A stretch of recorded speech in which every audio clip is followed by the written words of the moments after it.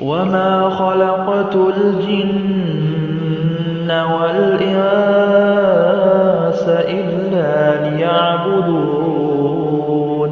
لا تحسب أن الدين بعيد عن حب وحياة، وبأجرك للدين ستحيا تعشق ما قلبك يهوى، أو أن الأيام ستحلو وترى الدنيا شط نجاة. دينك بحر من آمال شط لجميل الأحلام، ليس الدين كما تخشاه ذا ممنوع ذاك حرام، فالإسلام جميل حقا هذا ليس هو الإسلام. كل أوامره تهدينا وتنادينا للخير، ينهانا عن كل طريق يأخذنا نحو الشر، والله رحيم وحليم يدعو دوما للبر. كل أوامره تهدينا وتنادينا للخير، ينهانا عن كل طريق يأخذنا نحو الشر، فالله رحيم وحليم يدعو دوما للبر. في الدين صلاة وصيام وكذلك فرح وسرور، والمتدين من تلقاه مبتسما حلوا كالنور، يسعى ليعمر دنياه وهو رقيق الطبع صبور. الإسلام سلام فينا يزرع فينا حب الناس، الإسلام سفينة حب يدفعها أجمل إحساس.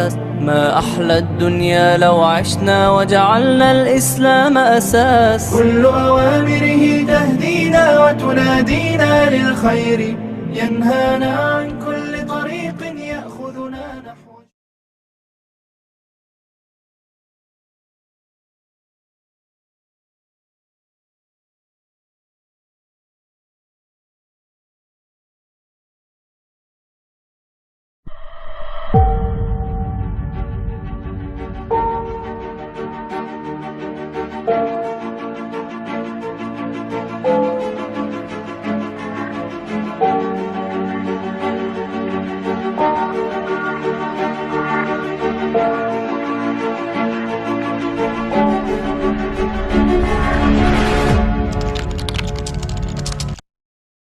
وما خلقت الجن والإنس إلا ليعبدون.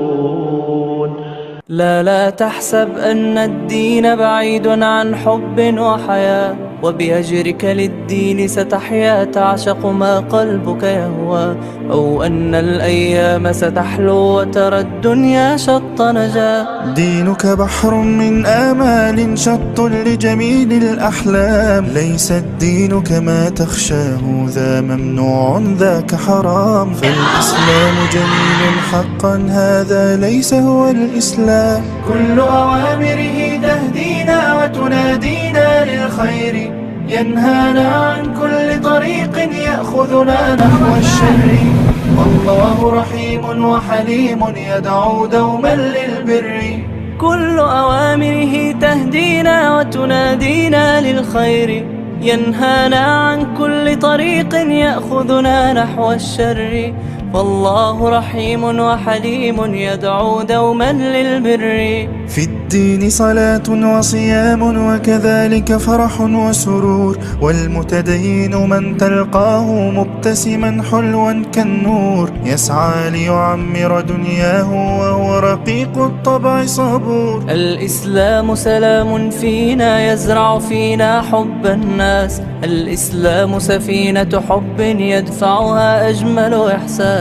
ما أحلى الدنيا لو عشنا وجعلنا الإسلام أساس. كل أوامره تهدينا وتنادينا للخير، ينهانا عن كل طريق يأخذنا نحو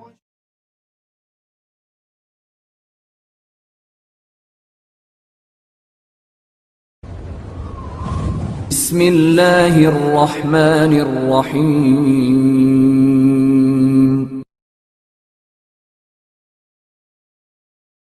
Assalamualaikum warahmatullahi wabarakatuh. Alhamdulillahirabbil alamin wassalatu wassalamu ala asrofil anbiya'i wal mursalin wa ala alihi washabihi ajmain amma ba'du. Segala puji hanya milik Allah Subhanahu wa taala yang dengan rahmat dan kasih sayangnya masih mengizinkan hati dan langkah kita untuk hadir dalam majelis ilmu yang insyaallah penuh keberkahan ini. Salawat serta salam semoga senantiasa tercurah kepada junjungan kita Nabi Muhammad Sallallahu Alaihi Wasallam, teladan sempurna bagi kita dalam meniti jalan menuju ridha Allah di tengah hiruk pikuk kehidupan dunia. Baik sahabat salihah semua, di awal pembuka Zoom sore ini tadi sudah sama-sama jamaah simak video singkat profil dari Akhwat Bergerak Indonesia, di mana dari video tersebut juga terlihat beberapa kegiatan dan gerak Akhwat Bergerak Indonesia dalam dakwah dan kemanusiaan. Awat Bergerak Indonesia sendiri adalah salah satu program yang diinisiasi oleh Ummu Khadijah Peggy Melati Sukma dan diluncurkan oleh Khadijati Foundation sebagai sebuah gerakan keakhwatan yang bekerja bagi dakwah dan kemanusiaan dunia Islam dalam bingkai menguatkan ukhuwah. Dimulai dari kota Jakarta, saat ini Akhwat Bergerak Indonesia telah tersebar di lebih dari 70 cabang di seluruh Indonesia, bergerak dengan berbagai program dan kontinu mendukung perjuangan kaum muslimin Palestina dalam mempertahankan Masjidil Aqsa. Semoga Allah mencatat setiap langkah dan kontribusi kita dalam gerakan ini sebagai amal jariah yang tidak terputus. Amin ya rabbal alamin. Sahabat salihah yang dirahmati Allah, dengan penuh rasa syukur dan kebersamaan, insya Allah melalui kajian rutin Akhwat Bergerak yang diselenggarakan setiap bulannya, kita berkumpul dalam rangka thalabul ilmi. Kajian ini adalah salah satu ikhtiar dakwah Hadijati dan Akhwat Bergerak Indonesia dalam menjawab panggilan keumatan untuk sama-sama belajar, menyelami kedalaman diri dan mengharap ridhonya Allah Ta'ala. Alhamdulillah, pada pertemuan perdana di tahun 2026 ini, kita akan menyimak secara mendalam tausiah dari Ummu Khadijah dalam tema Bergerak bersama di atas ketauhidan. Sebuah ajakan yang sangat mendalam bahwa setiap langkah hidup kita, setiap amal yang kita lakukan hendaknya senantiasa berpijak pada tauhid yang lurus, mengikhlaskan segala sesuatu hanya karena Allah Subhanahu wa taala. Terlebih lagi saat ini kita berada dalam suasana menyambut Hari Raya Idul Adha, sebuah momentum yang tidak hanya tentang ibadah kurban semata, tetapi juga tentang bagaimana kita meneladani keimanan dan ketaatan Nabi Ibrahim alaihissalam dan Nabi Ismail alaihissalam. Ketika perintah Allah datang, tidak ada keraguan, tidak ada penolakan, yang ada hanyalah kepasrahan total kepada kehendaknya. Disinilah kita belajar bahwa ketaatan sejati akan melahirkan keberanian untuk berkorban, keikhlasan dalam memberi, dan kesungguhan dalam menaati perintah Allah, bahkan ketika hal itu terasa berat bagi diri kita. Maka melalui tema ini, mari kita luruskan niat, kita kuatkan barisan, dan kita satukan langkah dalam kebaikan. Bergerak bersama, bukan sekadar dalam kebersamaan fisik, tetapi dalam kesatuan iman, dalam tujuan yang sama mencari ridha Allah Ta'ala.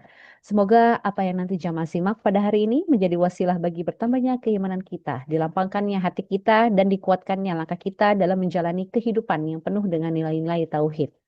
Baik jamaah yang dirahmati Allah, sebagai pembuka dan keberkahan acara ini, mari kita bersama-sama mendengarkan lantunan ayat suci Al-Quran yang akan dibacakan oleh salah satu pengurus Akhwat Bergerak Bogor, yaitu Bunda Yuce. Kepada Bunda Yuce, saya persilahkan. Terima kasih. Kita mulai. Bismillahirrahmanirrahim.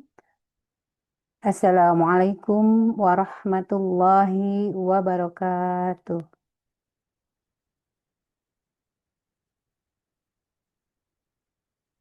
A'udzu billahi minasy syaithanir rajim.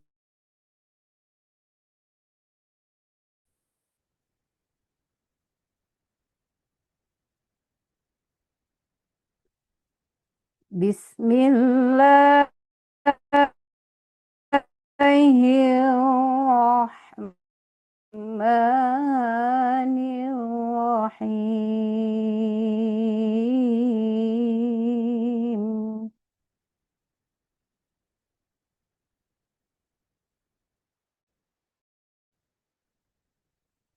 Alladzina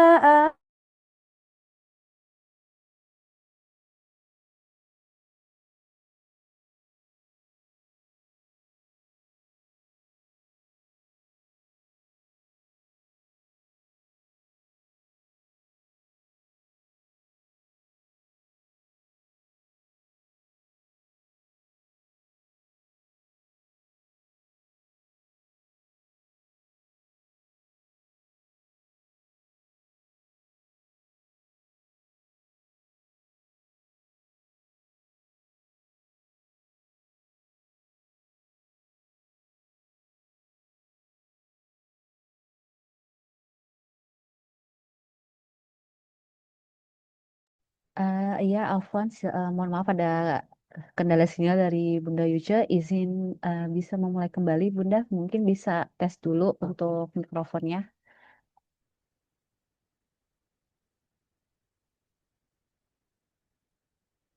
Bisa diaktifkan dulu mikrofonnya, Bunda.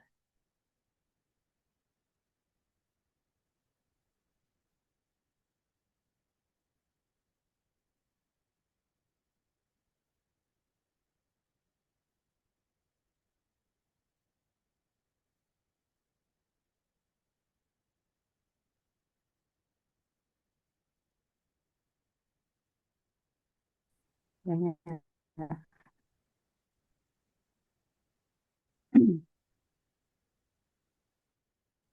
Tes, tes. Alhamdulillah, suaranya udah jelas, Bunda. Alhamdulillah. Ya, terima kasih. A'udzu billahi minasy syaithanir rajim. Bismillahirrahmanirrahim.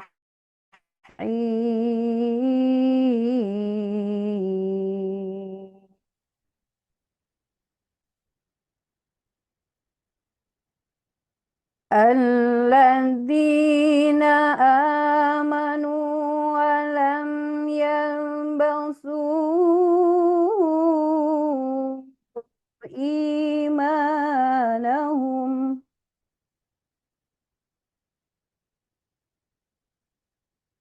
ولم يلبسوا إيمانهم إيمانهم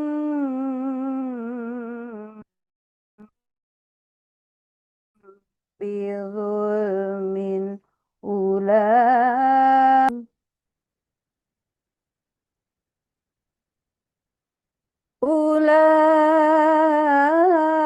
أولئك لهم الأمن وهم مهتدون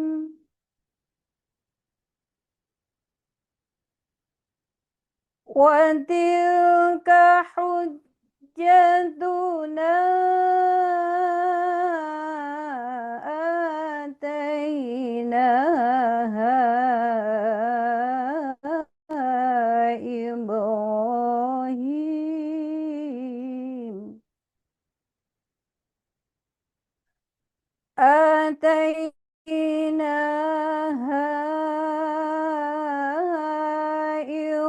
إبراهيم على قومه نرفع درجات من نشاء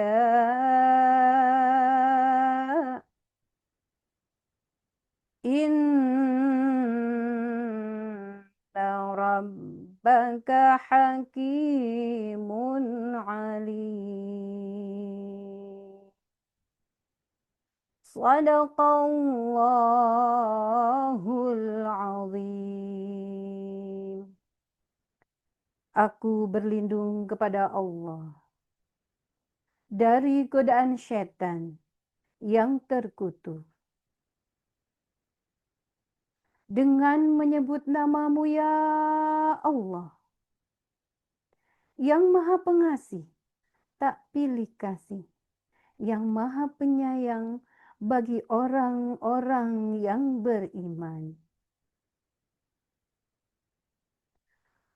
Orang-orang yang beriman dan tidak mencampur adukan iman mereka dengan syirik. Mereka itulah orang-orang yang mendapat rasa aman dan mereka mendapat petunjuk. Dan itulah keterangan kami yang kami berikan kepada Ibrahim untuk menghadapi kaumnya. Kami tinggikan derajat siapa yang kami kehendaki. Sesungguhnya Rabbmu maha bijaksana, maha mengetahui. Maha benar Allah dengan segala firman-Nya. Wassalamualaikum warahmatullahi wabarakatuh. Waalaikumsalam warahmatullahi wabarakatuh. Jazakillah khair kami sampaikan kepada Bunda Yuce. Semoga lantunan ayat-ayat suci tersebut menambah keimanan dan ketakwaan kita kepada Allah Ta'ala serta menjadi cahaya dalam hati dan petunjuk dalam setiap langkah hidup kita. Amin ya Rabbal Alamin. Selanjutnya pada kesempatan yang berbahagia ini kami ingin menyampaikan informasi kepada jamaah sekalian bahwa dalam momentum istimewa Idul Adha 1447 Hijriah, Hadijati kembali menghadirkan program spesial yaitu Hadijati Berbagi Lagi. Untuk memberikan gambaran lebih jelas mengenai program tersebut, mari kita saksikan terlebih dahulu video singkat tentang program Kurban Hadijati.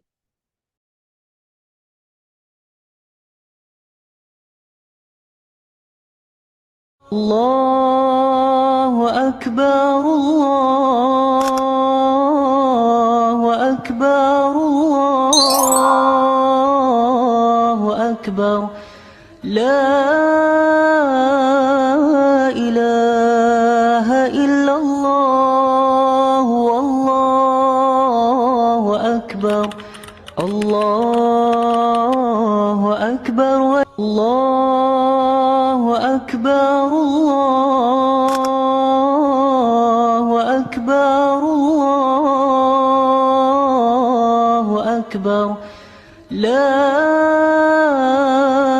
ilaha illallah, Allahu Akbar, Allahu Akbar. Alhamdulillah, melalui video tersebut, jamaah sekalian dapat menyimak bahwa setiap tahunnya kami terus berikhtiar untuk memfasilitasi sahabat Khadijati dan para jamaah yang ingin menunaikan ibadah kurban. Penyaluran kurban ini insya Allah menjangkau berbagai wilayah, baik di Indonesia, Gaza, Palestina, maupun beberapa negara di dunia Islam lainnya seperti Lebanon, Yaman, Afrika, dan Afghanistan. Selanjutnya kami persilakan kepada tim Hadijati untuk bisa menampilkan flyer informasi program kurban. Dan silakan jamaah bisa menyimaknya. Bisa diulang dari awal dulu untuk flyernya. Baik, di sini ada beberapa informasi mengenai kurban sesuai wilayahnya. Di tampilan pertama ini ada informasi mengenai kurban di Indonesia untuk di Desa Mualaf dan lokasi terdampak bencana, kemudian juga ada di Palestina. Untuk informasi Palestina ini, jamaah bisa langsung menghubungi nomor kontak info panitia kurban Hadijati. Selanjutnya bisa di slide.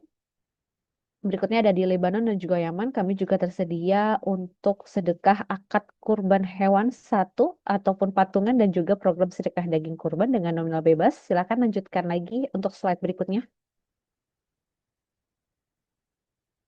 Baik, jamaah dapat memperhatikan layar Zoom di mana tertera informasi lengkap mengenai program sesuai dengan wilayah tuju. Dan melalui program ini, kami membuka kesempatan bagi jamaah yang ingin menitipkan kurban baik dalam bentuk 1 ekor hewan secara penuh maupun secara patungan. Selain itu, bagi jamaah yang qadarullah pada tahun ini belum dapat berkurban namun tetap ingin berbagi kebaikan, kami juga menyediakan program sedekah daging. Insya Allah, sedekah tersebut akan disalurkan ke lokasi-lokasi yang menjadi target kurban namun masih minim pekurbannya.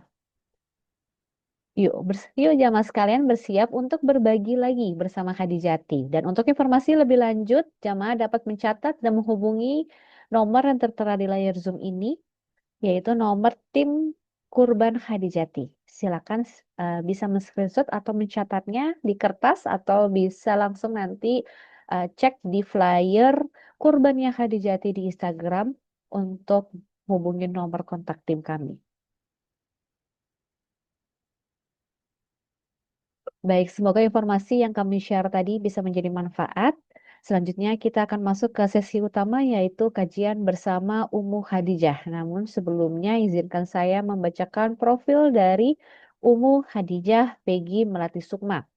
Lahir di Cirebon, Jawa Barat, Indonesia, dikenal luas sebagai sosok inspiratif yang melakukan perubahan besar dalam hidup dengan berhijrah.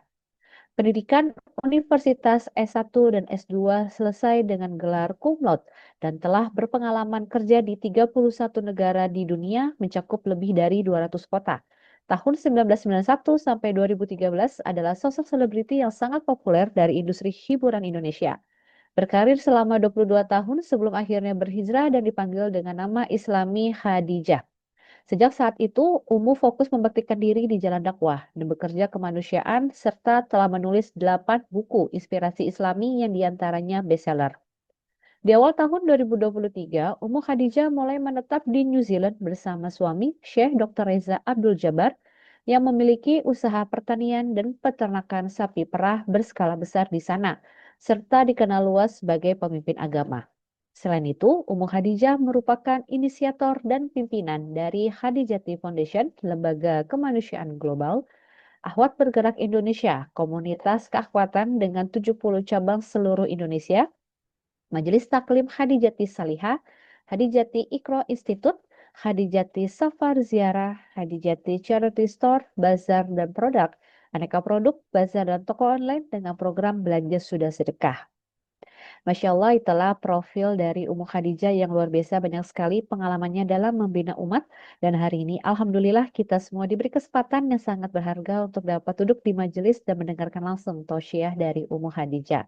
Alhamdulillah karena Umu sudah bergabung di dalam Zoom, kita akan segera memulai kajian. Dan jika selama berjalannya tausiah ada akhwati fillah yang ingin bertanya, silakan dituliskan terlebih dahulu pertanyaannya di kolom chat dan akan dijawab pada sesi tanya jawab. Tanpa berlama-lama lagi, saya akan mempersilahkan kepada Umu Khadijah untuk membuka kajian ini dan menyapa seluruh sahabat salihah yang sudah bergabung. Tafadholi Umu. Assalamualaikum. Assalamualaikum, suaranya jelas? Alhamdulillah jelas suaranya Umu. Assalamualaikum, Waalaikumsalam suaranya warahmatullahi. gimana? Alhamdulillah suaranya jelas Umu, sudah bisa dibuka. Oh ya, baik. Baik para akhwati fillah seluruhnya yang sudah bergabung pada kesempatan sore hari di waktu Indonesia bagian Barat dan malam hari di New Zealand. Insya Allah kita akan mulai kajian rutin dari Akhwat Bergerak Indonesia yang juga didedikasikan ya untuk jamaah secara umum. Insya Allah kita akan mulai beberapa menit lagi. Kita bersama-sama meluruskan niat, memohon kepada Allah bahwa seluruh yang kita ikhtiarkan insya Allah akan menjadi penolong bagi kita seluruhnya di hari penghisaban dan mendatangkan hidayah dari Allah bagi kita di dunia agar langkah kehidupan ini semakin dan semakin sesuai sebagaimana Quran dan Sunnah yang telah ditetapkan oleh Allah Ta'ala dan dicontohkan Rasulullah Sallallahu Alaihi Wasallam. Kita akan membuka bersama-sama kajian Akhwat Bergerak Indonesia dalam rangka menyambut Hari Raya Idul Adha yang tidak lama lagi insya Allah Allah berikan kita umur untuk bisa merayakannya bersama-sama. Bismillah, walhamdulillah, wassalatu wassalamu ala rasulillah, amma ba'd. Asyhadu alla ilaha illallah wa asyhadu anna Muhammadan abduhu wa rasuluhu la nabiyya ba'da. Assalamualaikum warahmatullahi wabarakatuh. Alhamdulillahirabbil alamin. Alhamdulillahillazi bi ni'matihi tatimmus shalihat. Alhamdulillah ala kulli hal. Segala puji hanya bagi Allah. Segala puji hanya bagi Allah yang dengan nikmatnya maka Allah jadikan seluruh kebaikan ini menjadi sempurna. Segala puji bagi Allah dalam segala keadaan, dalam susah, dalam senang, tiada henti-hentinya kita memuja dan memuji Allah. Wallahu ya'lamu wa antum la ta'lamun. Allah sampaikan di dalam surah Al-Baqarah, sungguh Allah Maha mengetahui segala sesuatu dan antum sesungguhnya tidak mengetahui apa-apa. Maka cukuplah dalam susah dan senang kita senantiasa memuji Allah, memanggil Allah, menyebut nama Allah, berharap kepada Allah, memohon kepada Allah, dan terus mendekat dan mendekat kepada Allah. Sebab seluruh takdir adalah milik Allah. Tidak ada kejadian apapun di seluruh jagat raya ini yang terjadinya bukan karena izinnya Allah. Itu sungguh tidak ada. seluruhnya terjadi hanya atas izin Allah. Kepada Allah lah kita harap, hanya kepada Allah lah kita yakin, hanya kepada Allah lah kita percaya, hanya kepada Allah lah kita meminta segala sesuatu. Semoga Allah senantiasa ridho kepada hamba-hambanya yang menjaga ketauhidan, yakni keyakinannya hanya kepada Allah dan mengikut kepada perintah Allah, yakni untuk menjadi umat dari Nabi Shallallahu Alaihi Wasallam dan menjalankan seluruh sunnah-sunnah Nabi Shallallahu Alaihi Wasallam, maka sungguh itu adalah tauhid. Asyhadu an la ilaha illallah wa asyhadu anna Muhammadan abduhu wa rasuluhu la nabiyya ba'dah. Sungguh hamba bersaksi ya Allah bahwa Nabi Muhammad itu adalah utusanmu, hambamu, dan tidak ada lagi nabi selainnya setelah Nabi Muhammad Sallallahu Alaihi Wasallam.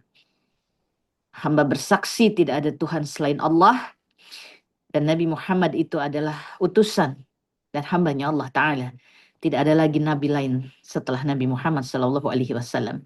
Itulah satu kesatuan ketauhidan, tidak menyekutukan Allah dengan apapun juga, dan mengikut kepada agama yang lurus, yakni Islam, yang wahyunya disampaikan kepada seluruh nabi dan rasul dan telah disempurnakan dengan turunnya Al-Quran dari Allah Ta'ala kepada Nabi Muhammad SAW sebagai nabi penghabisan. Semoga Allah ridha menjadikan kita seluruhnya hamba-hamba Allah yang bertauhid, dan insya Allah akan Allah wafatkan dalam keadaan husnul khatimah. Allahumma inna nas'alukal husnul khatimah. Amin ya rabbal alamin.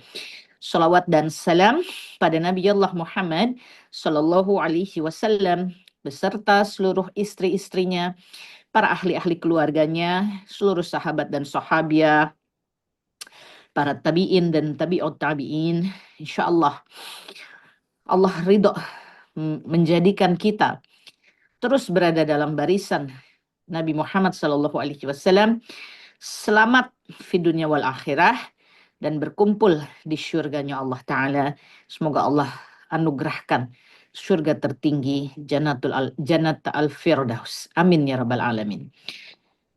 Baik para akhwati fillah yang insya Allah dirahmati Allah Ta'ala, pada kesempatan kali ini kajian Akhwat Bergerak Indonesia mengambil satu tema, yakni bergerak di atas ketauhidan, dalam kaitannya dengan semakin dekat kita insya Allah kepada Hari Raya Idul Adha, yang kita seluruhnya kaum muslimin selalu mengenang, mengambil hikmah, belajar lagi, mendalami lagi ya dari peristiwa yang dialami oleh keluarga Nabi Ibrahim alaihi salam, yang selalu kita kaji dan kaji kembali setiap kali kita mendekat kepada Hari Raya Idul Adha, yang mana Hari Raya Idul Adha di mana kita diwajibkan untuk berkorban ya kepada yang mampu, itu sungguh hadirnya lewat peristiwa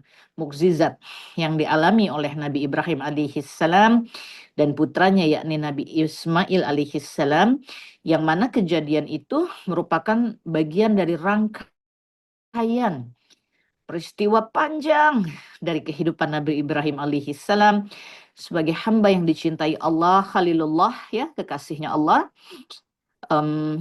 yang dengan segala daya upaya perjuangan menegakkan ketauhidan, menghadapi kaum yang begitu luas dan banyak, menghadapi kekuasaan ya yang sangat kuat dan tinggi ya derajat kekuasaannya, raja dan seluruh jajarannya ya, menghadapi kaum kerabat yang hidup di sekitarnya, bahkan menghadapi keluarga inti sendiri termasuk yang dicintainya yakni ayahanda Nabi Ibrahim alaihissalam, yang pada saat itu menjadi penyembah dan ahli pembuat Tuhan ya yang dituhankan, yakni patung-patung.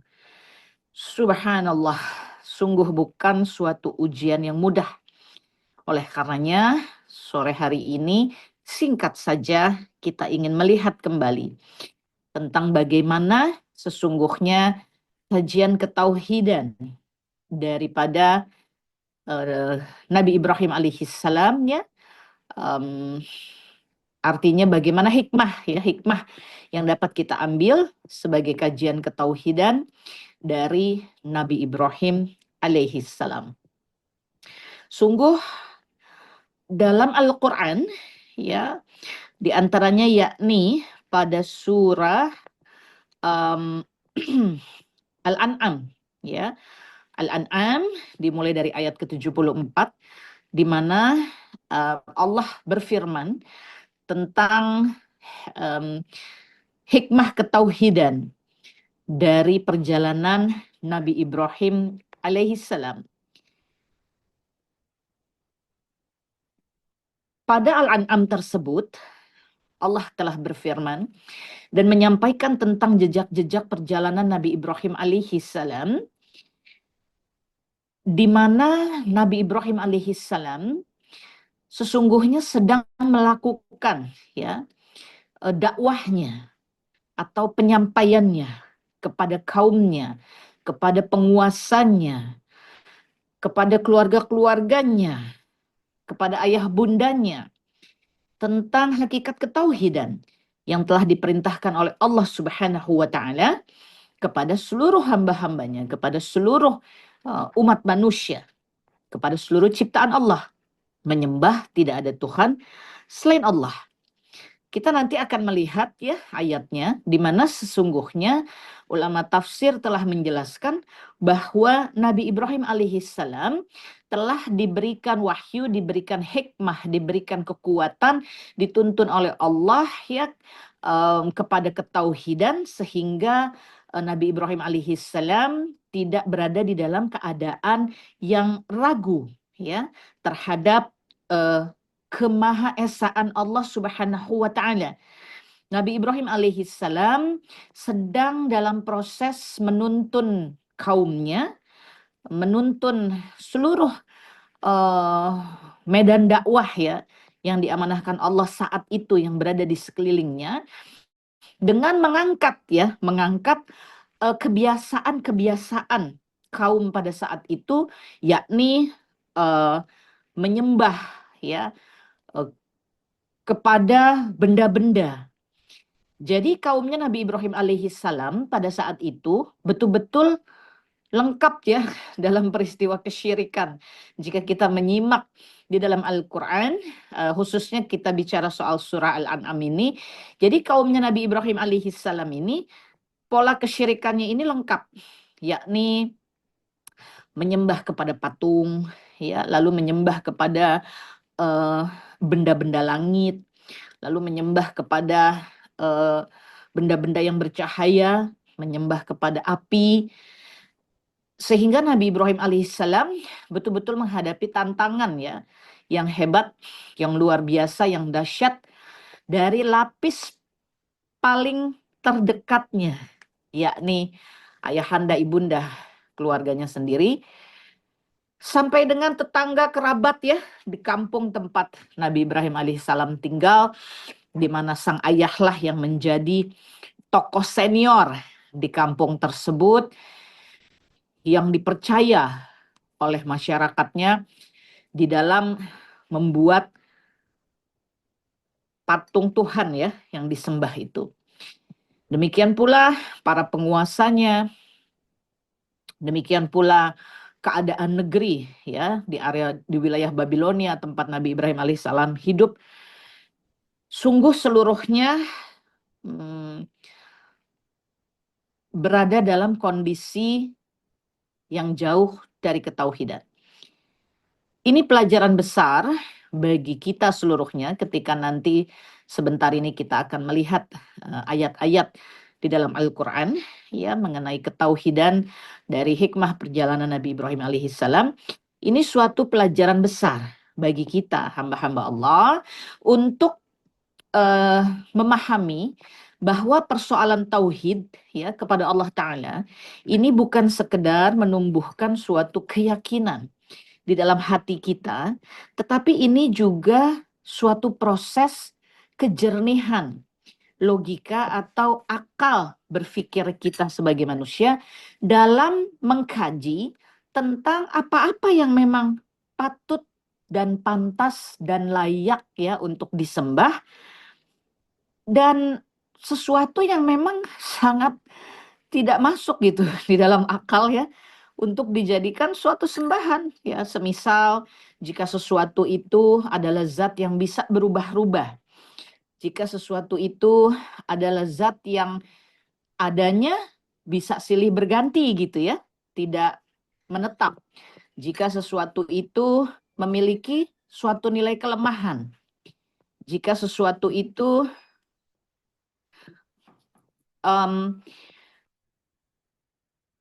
tidak bisa mewujudkan ya segala sesuatu tanpa keterbatasan. Artinya sesuatu itu memiliki suatu keterbatasan. Maka sungguh akal ya daripada hamba-hamba Allah yang beriman mestinya sudah memahami ya bahwa zat yang demikian tentu bukanlah sesuatu zat yang pantas, yang patut, yang layak, yang bisa ya, yang boleh untuk disembah. Tidak bisa menjadi ilah atau sesembahan ya. Karena itu pada kesempatan kita yang singkat ini, insya Allah dalam rangka ya kita mengingat kembali jejak-jejak perjalanan Nabi Ibrahim alaihi salam, maka kita akan melihat bagaimana pesan dan perintah ketauhidan dari Allah Subhanahu wa taala hadir lewat kisah Nabi Ibrahim alaihi salam. Pada surah Al-An'am ayat ke-74 Allah Subhanahu wa taala berfirman yang artinya, dan ingatlah ketika Ibrahim berkata kepada ayahnya yakni Azar, pantaskah engkau menjadikan berhala sebagai Tuhan-Tuhan? Sesungguhnya aku melihat dirimu dan kaummu dalam kesesatan yang nyata. Ini Nabi Ibrahim alaihissalam menyampaikan kepada ayahanda beliau. Maka penjelasan tentang apa yang Allah sampaikan pada surah Al-An'am ini, di mana Nabi Ibrahim alaihissalam betul-betul menjalankan perintah Allah untuk menyampaikan tentang tauhid ya, termasuk ujian terbesar Nabi Ibrahim alaihissalam adalah ayahandanya sendiri. Maka perlu kita mengambil hikmah bahwa ujian besar dalam kehidupan kita sebagai hamba Allah ketika terkait dengan persoalan keimanan dan ketakwaan, persoalan menegakkan Al-Quran dan Sunnah dalam kehidupan, persoalan menjaga ketauhidan, itu sangat mungkin datang dari lingkar terdekat ya dalam hidup kita. Itu sangat mungkin sebab Allah Subhanahu wa taala telah memberikan penjelasan bahwa hal itu terjadi dalam kehidupan Nabi Ibrahim alaihissalam. Ujian terbesar, terberat adalah ayahanda yang sangat dicintainya, ayahanda yang sangat dikasihinya ya. Ujian terbesar adalah bagaimana Nabi Ibrahim alaihissalam betul-betul menjaga keteguhan atas ketauhidan ya, di atas cintanya kepada ayahanda, cintanya kepada ibunda ya. Sebab inilah suatu ujian atas kecintaan seorang hamba kepada Sang Maha Pencipta, kepada Allah Subhanahu wa taala, kepada zat yang maha tetap, yang maha abadi, yang maha menetap ya. Orang tua sungguh adalah kecintaan bagi anak-anaknya. Suami kecintaan bagi istri, istri kecintaan bagi suami, anak kecintaan bagi orang tua. Tapi sungguh tidak ada cinta yang boleh ya dipertahankan ataupun diperjuangkan apabila di sana sudah terjadi pembangkangan ya kepada perintah Allah Ta'ala dan Rasulnya Muhammad Sallallahu Alaihi Wasallam. Dan inilah yang terjadi dalam perjalanan hidup Nabi Ibrahim alaihi salam. Nabi Ibrahim berkata kepada ayahnya yang bernama Azar, apakah engkau menjadikan berhala-berhala sebagai Tuhan-Tuhan? Ya, maknanya Nabi Ibrahim alaihi salam terus-menerus mengingatkan kepada ayahandanya bahwa berhala-berhala itu adalah benda-benda ya yang tidak bisa memberi manfaat, tidak bisa juga mengadakan mudarat begitu ya, tidak punya kekuasaan apapun, bahkan dibuat dan dikerjakan oleh manusia, yakni tangan dari ayahanda Nabi Ibrahim alaihissalam sendiri ya. Jadi memang ujian ketauhidan ini sangat mungkin datang dari lingkar terdekat. Oleh sebabnya dalam Islam kita diperintahkan untuk bertakwa, dan bagian dari ketakwaan itu adalah senantiasa berhati-hati ya dalam segala sesuatu, termasuk ya ketika kita melihat, merasakan, mengalami ya suatu keadaan dengan orang-orang tercinta, orang-orang terdekat yang memang dia tidak berkesesuaian dengan perintah ketauhidan, maka disinilah juga merupakan medan dakwah ya, di mana kita harus bersikap begitu, sebagaimana Allah Ta'ala memberikan gambaran tentang perjalanan Nabi Ibrahim alaihissalam menghadapi kaum-kaum keluarganya dalam rangka Nabi Ibrahim alaihissalam bersikukuh ya, teguh tegar menegakkan ketauhidan. Nabi Ibrahim alaihissalam menyampaikan kepada ayahandanya, sesungguhnya aku melihat bahwa dirimu dan kaummu ini berada dalam kesesatan yang nyata.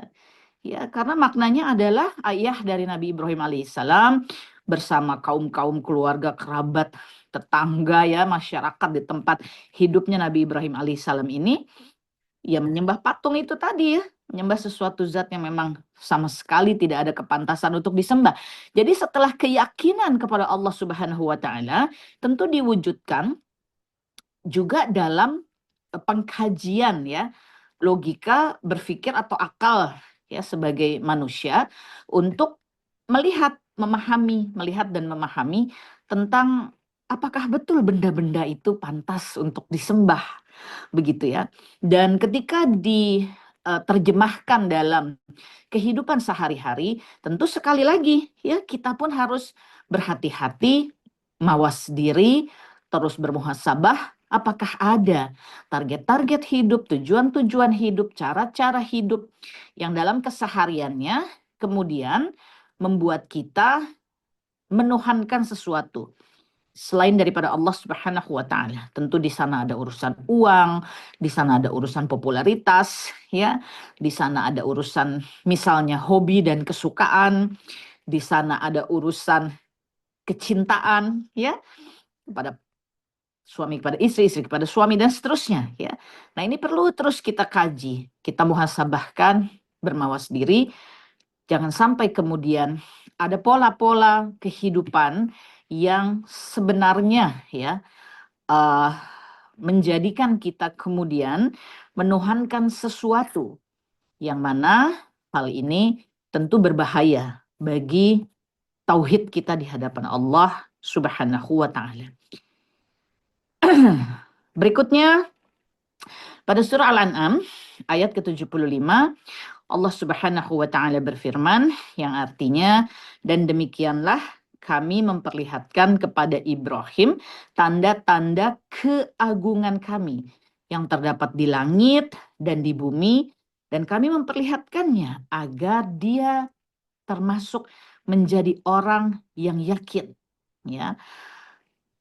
Inilah bagaimana Allah Subhanahu wa taala menjelaskan kepada hamba-hambanya bahwa Allah Subhanahu wa taala telah menuntun Nabi Ibrahim alaihissalam lewat suatu proses ya, dengan menunjukkan tanda-tanda keagungan Allah, kebesaran Allah yang berada di langit dan di bumi. Artinya ini ayat-ayat kauniyah ya, karena Al-Quran ini ayat-ayat yang sifatnya kauniyah dan kauliyah, dia tertulis dan dia tergelar. Ya, jadi tanda-tanda kemahabesaran Allah ini juga tergelar di seluruh muka bumi ini, termasuk tadi Allah sebutkan di langit, di bumi, ya itu adalah semua ayat-ayat Allah. ayat-ayat kauniyah, ayat-ayat yang tergelar, yang tersebar, yang terlihat, sesungguhnya tuh terlihat nyata gitu ya dalam kehidupan kita manusia, itu sesungguhnya adalah ayat-ayat Allah. Allah tunjukkan di langit, di bumi, ya dalam seluruh eh, keadaan kehidupan ini tergelarlah ayat-ayat Allah, ya.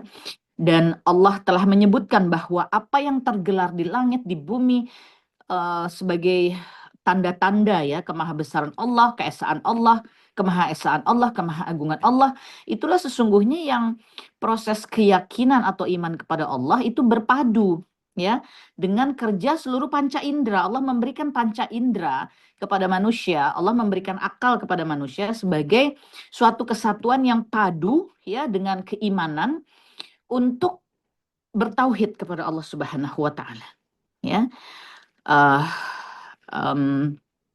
di antaranya makna ya dari surah Al-An'am ayat ke-75 yang Allah sampaikan kepada Nabi Ibrahim alaihissalam, di mana Allah menyebut agar dia termasuk orang-orang yang yakin ya, karena dengan tegaknya bukti-bukti nyata yang tergelar di langit dan di bumi akan mendorong ya keyakinan yang semakin sempurna ya, dan juga kekuatan ya di dalam menyembah hanya kepada Allah, dan seluruhnya itu betul-betul menjadi suatu perkara yang dipegang teguh ya dalam urusan iman dan takwa kepada Allah Subhanahu wa taala. Berikutnya Allah Subhanahu wa taala berfirman dalam ayat yang selanjutnya, di mana Allah menyebut ketika malam telah gelap, dia melihat sebuah bintang. Ya, artinya Nabi Ibrahim alaihissalam melihat sebuah bintang.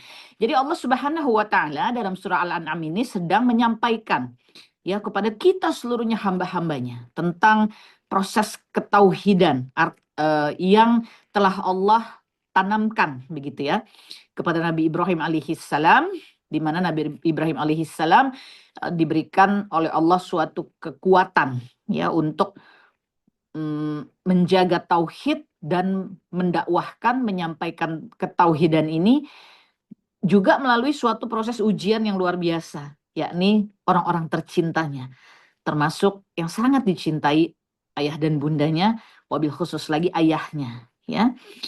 Nah, Allah Subhanahu wa taala menjelaskan bahwa ketika malam telah gelap, dia melihat sebuah bintang. Lalu dia berkata, inilah Tuhanku. Tapi tatkala bintang itu tenggelam, maka dia berkata, saya tidak suka kepada yang tenggelam. Nah, maknanya adalah ketika hari telah menjadi malam ya, sudah menjadi gelap gulita, kemudian datanglah suatu bintang ya, artinya ada bintang yang sangat terang begitu ya di langit yang terlihat jelas begitu ya. Kalau malam itu kan penuh dengan bintang-bintang, tapi kadang kita melihat ada bintang yang terang gitu, yang jelas ya, yang bisa terlihat berbeda daripada bintang-bintang yang lainnya. Nah, Nabi Ibrahim alaihissalam disebutkan oleh Allah Subhanahu wa taala, beliau menyampaikan, oh inilah Tuhanku, begitu ya. Nah, perlu kita fahami bahwa ketika Nabi Ibrahim alaihissalam, ketika Allah menyampaikan bahwa Nabi Ibrahim alaihissalam menyebut inilah Tuhanku, maknanya bukanlah kemudian Nabi Ibrahim alaihissalam menganggap bintang itu sebagai Tuhan, bukan. Tetapi Allah menjelaskan kepada kita bahwa Nabi Ibrahim alaihissalam itu mengucapkan sesuatu yang pada masa itu ya menjadi suatu pemikiran dari kaumnya. Jadi ketika melihat bintang, Nabi Ibrahim alaihissalam menyebut, oh inilah Tuhanku. Maknanya Nabi Ibrahim alaihissalam menjelaskan bahwa oh kaumnya tuh seperti itu gitu. Jadi kaumnya Nabi Ibrahim alaihissalam itu kalau melihat bintang yang terang, maka mereka akan mengatakan inilah Tuhanku. Ya, tapi kemudian ketika bintang itu tenggelam, maka Nabi Ibrahim alaihissalam dalam tauhidnya itu menyampaikan, sesungguhnya aku tidak menyukai sesuatu yang tenggelam, gitu ya. Jadi ini sebetulnya seperti dialog ya, dialog Nabi Ibrahim alaihissalam mencontohkan dalam bentuk dialog, begitu ya, bahwa kaumnya Nabi Ibrahim alaihissalam itu kalau melihat bintang yang terang, kemudian akan merasa itu adalah Tuhan ya. Tapi ketika itu tenggelam, ketika bintang itu tenggelam, maka Nabi Ibrahim alaihissalam menyampaikan sesungguhnya Nabi Ibrahim alaihissalam tidak menyukai sesuatu yang tenggelam lalu disembah gitu ya sebagai sesuatu sembahan gitu. Nah jadi apa penjelasan dari ulama-ulama tafsir bahwa ayat-ayat dalam surah Al-An'am 74, 75, 76 ini betul-betul ayat-ayat ketauhidan ya, dari kisah Nabi Ibrahim alaihissalam, dan bukan suatu keadaan di mana Nabi Ibrahim alaihissalam pernah menganggap bintang itu sebagai Tuhan ya. Tidak seperti itu, tapi ini dialognya Nabi Ibrahim alaihissalam di dalam mencontohkan keadaan kaumnya dan kemudian menjawabnya gitu ya. Oh, ketika bintang muncul, inilah Tuhanku. Tapi bintang itu kemudian tenggelam. Maka Nabi Ibrahim alaihissalam kemudian mengucap lagi, aku sesungguhnya tidak menyukai sesuatu yang tenggelam dan disembah sebagai ilah gitu ya, sebagai sesembahan. Nah, maka sekali lagi karena bintang itu adalah sesuatu yang menghilang, dia bukan sesuatu yang kemudian menetap ya, tidak bisa berbuat atau mengurusi apapun, maka sungguh tidak ada suatu kepantasan bintang itu dijadikan sebagai sesembahan ya, tidak pantas menjadi Tuhan. Sedemikian yang disampaikan oleh Nabi Ibrahim alaihissalam. Begitu pula dalam ayat selanjutnya, ayat ke-77, Allah berfirman yang artinya, kemudian tatkala dia melihat bulan terbit, dia berkata, inilah Tuhanku. Tapi setelah bulan itu tenggelam, maka dia berkata, sesungguhnya jika Tuhanku tidak memberi petunjuk kepadaku, pastilah aku termasuk orang-orang yang sesat. Ya. Jadi ketika kemudian ada bulan, Nabi Ibrahim alaihissalam menjelaskan bagaimana kaumnya gitu ya, berkata, oh inilah Tuhanku. Dan bulan itu kemudian kan tenggelam juga ya. Maka Nabi Ibrahim alaihissalam merasa sesuatu kekhawatiran ya. Sesungguhnya jika Allah tidak memberi petunjuk ya kepada aku, pasti aku termasuk orang-orang yang sesat. Jadi maknanya kaumnya Nabi Ibrahim alaihissalam yang ketika melihat bulan yang bersinar begitu terangnya, kemudian menjadikan bulan sebagai sesembahan, itulah kaum yang sesat. Sehingga Nabi Ibrahim alaihissalam bermohon kepada Allah, tidak ingin menjadi kaum yang sesat, yang terombang-ambing, menjadikan benda-benda ciptaan-ciptaan itu sebagai sesembahan, begitu ya. Jadi dengan jelas Allah memberi runutan peristiwa yang menjelaskan tentang ketauhidan ya dalam perjalanan Nabi Ibrahim alaihissalam. Dan pada surah Al-An'am ayat ke-78, Allah Subhanahu wa taala menjelaskan, kemudian tatkala ia melihat matahari terbit, ia pun berkata, inilah Tuhanku, ini yang lebih besar. Maka tatkala matahari itu tenggelam, ia berkata, hai kaumku, sesungguhnya aku berlepas diri dari apa yang kamu persekutukan. Ya, jadi Nabi Ibrahim alaihissalam kembali menjelaskan ya keadaan kaumnya ketika matahari terbit. Ya, maka Nabi Ibrahim alaihissalam mengatakan, oh inilah Tuhanku. Maknanya kaumnya Nabi Ibrahim alaihissalam itu bersikap demikian begitu ya. Nah, lalu ketika mataharinya tenggelam, maka Nabi Ibrahim alaihissalam mengatakan, hai kaumku, sesungguhnya aku berlepas diri dari apa yang kamu persekutukan. Ya, karena matahari yang dianggap sinarnya lebih besar dan kemudian juga dijadikan sesembahan oleh kaumnya, itu juga tenggelam kan setiap hari. Maka Nabi Ibrahim alaihissalam berlepas diri daripada kesesatan kaumnya.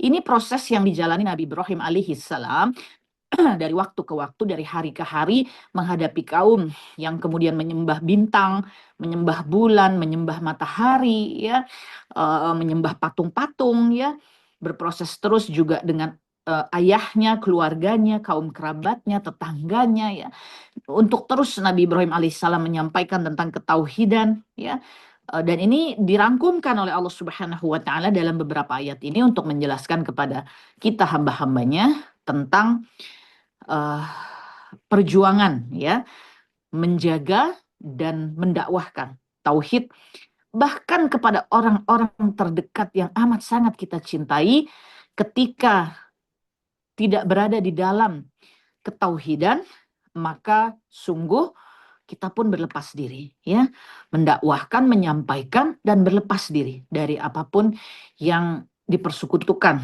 olehnya dengan Allah Subhanahu wa taala. Karena sesungguhnya sudah tegak ya ayat-ayat yang kauliyah dan kauniyah, ayat-ayat daripada Al-Quran dan bukti-bukti nyata yang tersebar di seluruh alam raya ini yang menunjukkan bahwa sungguh Allah Maha Besar, Allah Maha Esa, Allah Maha Kuasa, Allah Maha Pencipta, dan hanyalah Allah satu-satunya zat yang pantas untuk disembah. Maka pada surah Al-An'am ayat ke-79 ya, Nabi Ibrahim, Allah Subhanahu wa taala berfirman, Inna wajjahtu wajhiya lilladzi fataras samawati wal arda hanifan wa ma ana minal musyrikin. Di mana di ayat ini disebutkan bahwa sesungguhnya aku menghadapkan diriku kepada Rabb yang menciptakan langit dan bumi dengan cenderung kepada agama yang benar, dan aku bukanlah termasuk orang-orang yang mempersekutukan Allah ya.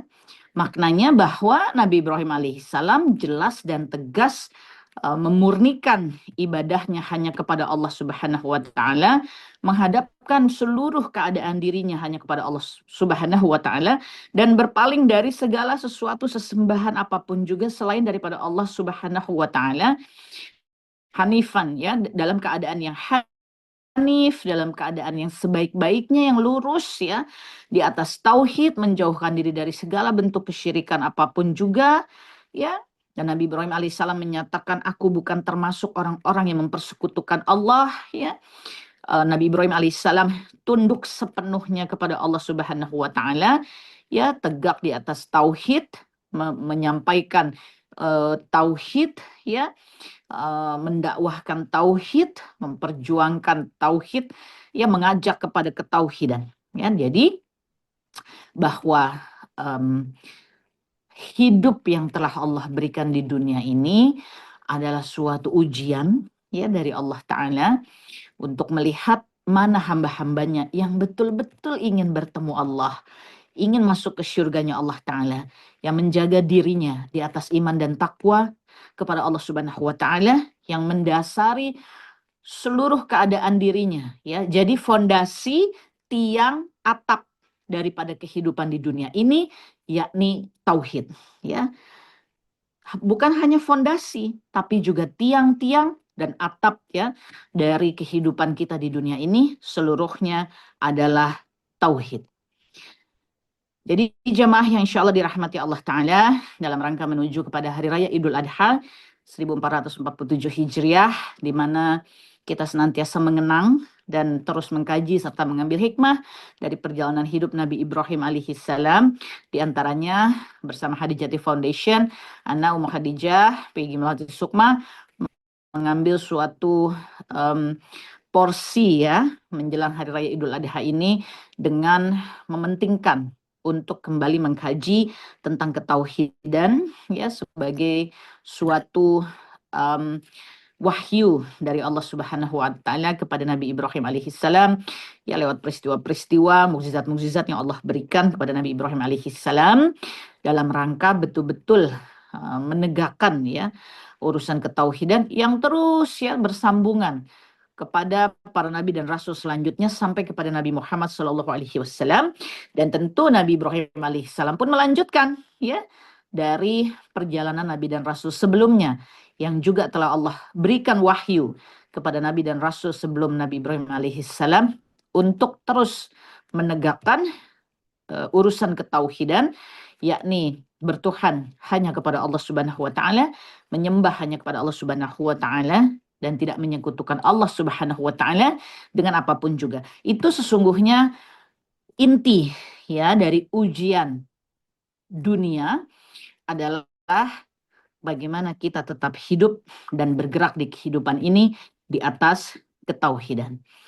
Jamaah yang insya Allah dirahmati Allah Ta'ala, akhwati filah yang insya Allah dirahmati Allah Ta'ala, uh, kisah Nabi Ibrahim alaihissalam dalam surah Al-An'am ya, ayat 74, 75, 76 dan seterusnya yang telah kita bahas tadi, memang menegaskan ya bahwa sungguh akar kesesatan kaum Nabi Ibrahim alaihissalam ya pada saat itu adalah kesyirikan, ya, menyembah patung-patung, menyembah benda-benda langit, ya, yang seluruhnya adalah ciptaan Allah, tidak bisa memberi kuasa, tidak punya kuasa apapun juga, tidak bisa memberi manfaat, tidak bisa mendatangkan mudarat, tidak bisa memberikan takdir apapun juga, ya.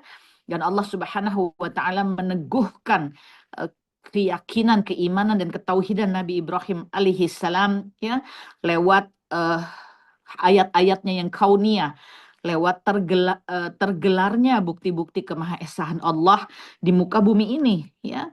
Maka Nabi Ibrahim alaihissalam ya telah berlepas diri dari perilaku ayahandanya, keluarganya, kaumnya ya yang menyekutukan Allah dengan benda-benda. Nabi Ibrahim alaihissalam teguh di atas keyakinan bahwa tidak ada Tuhan selain Allah. Maka dalam pertemuan yang singkat ini, Ana sekali lagi ingin mengingatkan bahwa sungguh dalam kehidupan kita, keseharian yang kita jalani, kita akan menghadapi berbagai macam ujian dunia ini. Dari orang terdekat, ya, dari orang yang kita cintai, dari orang-orang yang kita percayai, kita akan menghadapi juga ujian dari ritme kehidupan itu sendiri. Apakah dakwah yang kita jalankan, apakah usaha yang kita ikhtiarkan, apakah kesenangan-kesenangan yang kita jalani sehari-hari dalam kehidupan, ya, kebersamaan dengan orang-orang yang kita cintai, ya, semuanya hanyalah ujian daripada Allah Subhanahu wa taala.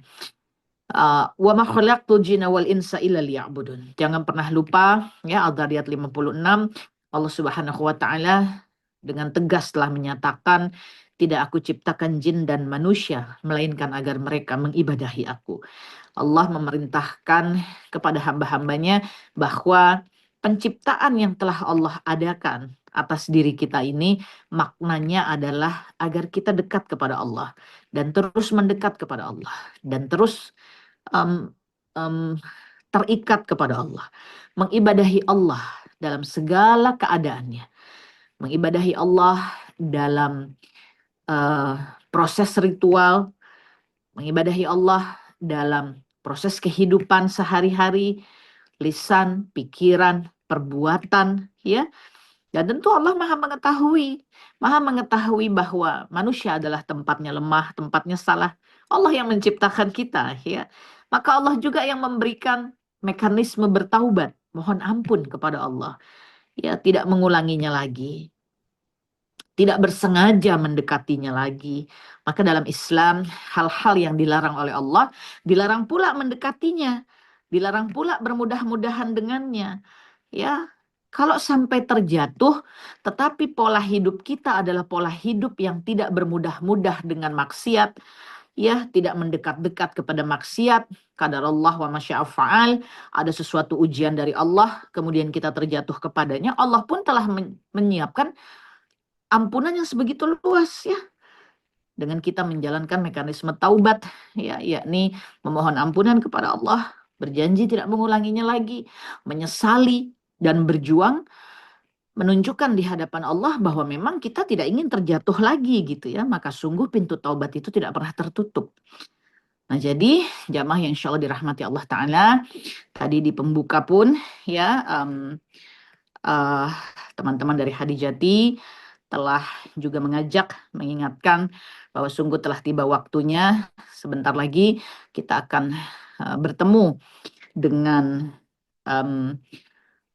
hari raya ya Idul Adha, di mana di momentum tersebut kita akan melakukan kurban ya, yang insya Allah dagingnya akan menjadi cerminan kebahagiaan dan persatuan kebersamaan ya kaum muslimin, saling membahagiakan ya satu sama lain.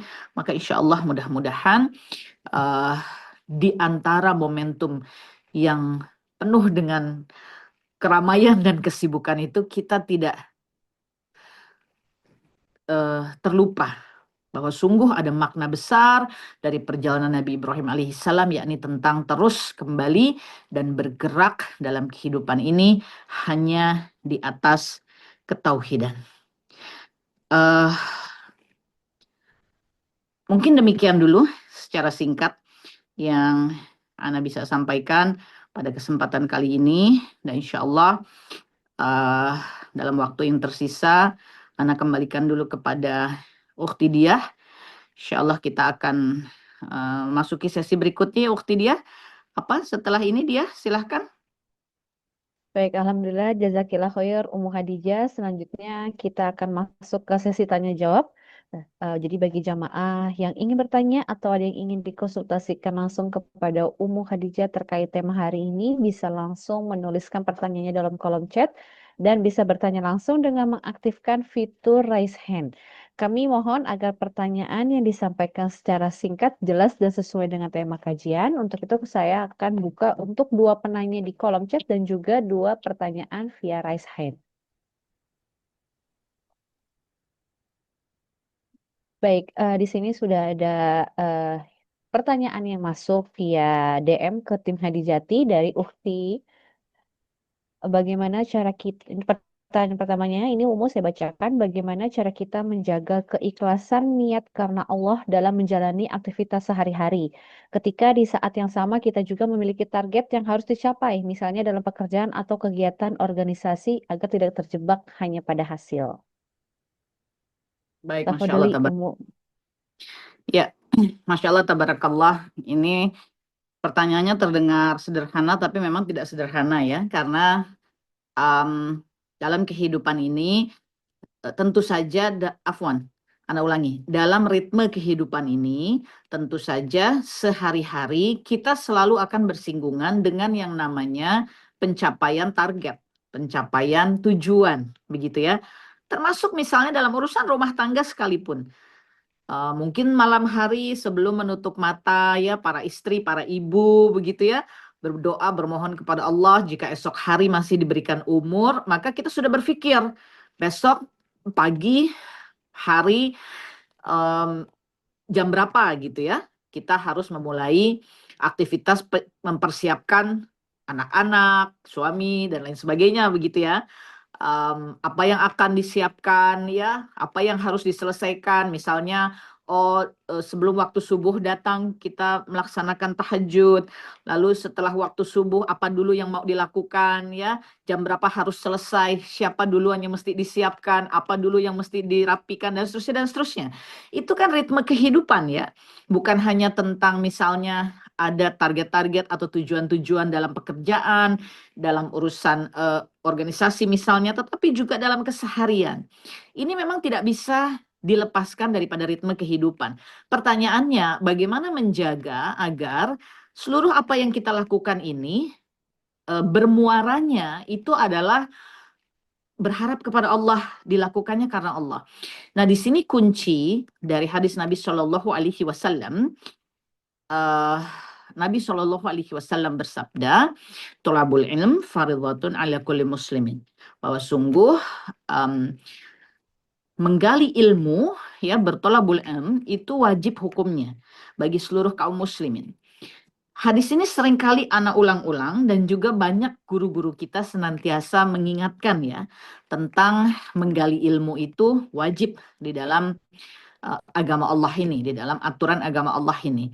Mengapa menggali ilmu itu adalah suatu kewajiban? Sebab dalam proses kita menggali ilmu, Allah akan senantiasa mengingatkan, hadir dalam ayat-ayat, dalil-dalil, hadis-hadis ya, yang akan mengikat roh kita, jiwa kita ya, dan insya Allah menjadi suatu pemahaman agar apa-apa yang kita kerjakan sehari-hari seluruhnya itu adalah ibadah kepada Allah.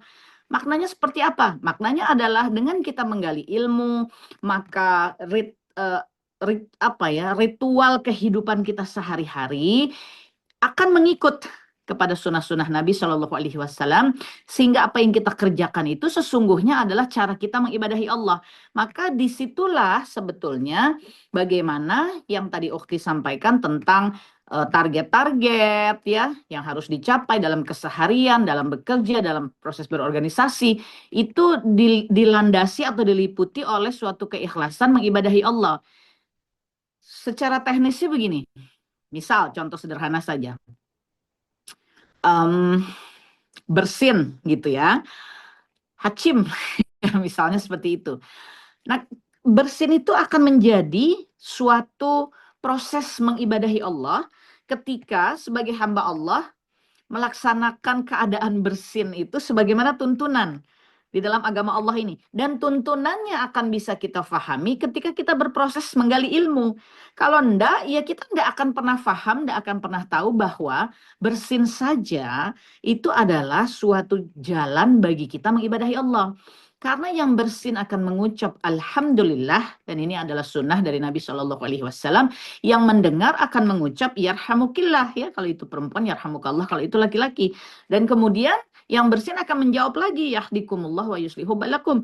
Nah ini kita ketahui dan insya Allah ya Allah takdirkan kita pahami karena proses kita di dalam menggali ilmu, sehingga ketika proses bersin saja kita laksanakan sebagaimana tuntunan agama Allah ini, maka bersin itu menjadi cara kita mengibadahi Allah. Kita tidak bersin sesuka kita. Kita tidak bersin tanpa terikat kepada tuntunan atau sunnah dari Nabi Shallallahu Alaihi Wasallam. Kita tidak bersin dengan masa bodoh dan asal-asalan. Ya, nah ini berlaku juga dalam seluruh derap kehidupan kita yang lain, termasuk ketika tadi Ukhti menanyakan, oh pekerjaan ada target-target, oh kemudian berorganisasi ada target-target. Yang perlu kita cermati, apakah pekerjaan yang kita lakukan, misalnya jenis pekerjaannya, cara yang dipilih ya ketika bekerja, target-target yang dicanangkan, apakah itu memiliki kesesuaian dengan tuntunan agama Allah ini, dengan perintah-perintah Allah, dengan sunnah Nabi Shallallahu Alaihi Wasallam? Adakah hal-hal yang syar'i yang kemudian dilanggar gitu ya? Nah itu yang perlu kita cermati, karena menjalankan sesuatu atau menjalankan proses kehidupan dengan kondisi keikhlasan mengibadahi Allah itu bukan sekedar soal rasa, tapi soal bagaimana praktek kehidupan itu dijalankan ya. Jadi sekali lagi ikhlas ini tidak hanya berhenti pada soal rasa atau hati, tapi tentang bagaimana perilaku kehidupan itu dijalankan. Nah, perilaku kehidupan itu mesti dijalankan sebagaimana tuntunan agama Allah ini, ya, perintah Allah dan sunnah-sunnah Nabi Shallallahu Alaihi Wasallam. Itu yang disebut keikhlasan. Jadi ketika seseorang, kembali lagi contohnya sederhana saja ya, ketika seorang hamba Allah bersin dan dia mengucap Alhamdulillah, itu sesungguhnya dia sedang mengikhlaskan dirinya menjadi hamba Allah. Karena dalam bersinnya saja dia harus mengingat dan mempraktekkan sunnah Nabi Shallallahu Alaihi Wasallam, yakni mengucap Alhamdulillah. Berapa banyak misalnya manusia-manusia yang ketika dia tidak bertolabul ilm, ketika dia tidak berislam, maka hidupnya itu hanya berhenti sebagai hidup di dunia gitu. Ya, tidak bernilai ibadah. Tidak ada suatu dorongan keikhlasan menghamba kepada Allah.